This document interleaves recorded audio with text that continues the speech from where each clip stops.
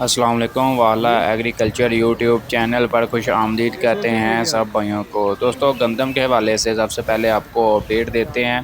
गंदम, मकई और मूंजी के हवाले से आपको इस वीडियो में अपडेट देंगे।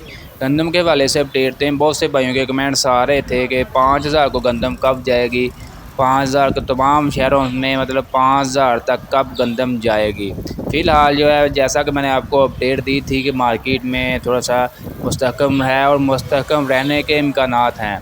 बाकी मार्केट फ़िलहाल 4550 रुपये से लेकर 4750 रुपये तक मार्केट यहाँ पर रुकी हुई है।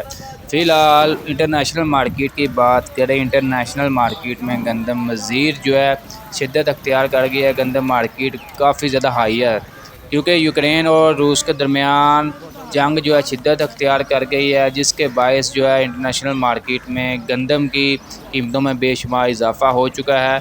इसी तरह मकामी मंडियों में भी अगर मज़ीद इजाफ़ा होता है, शार्टेज पैदा होती है, तो वो हमारी तरफ जब निगाह करेंगे। फ़िलहाल मुल्क में वापस स्टॉक में गंदम मौजूद है। अभी बाहर से मंगवाने का फ़िलहाल ये प्लान बना रहे थे। फ़िलहाल इसके ऊपर कोई अमल दरामद नहीं हो सका।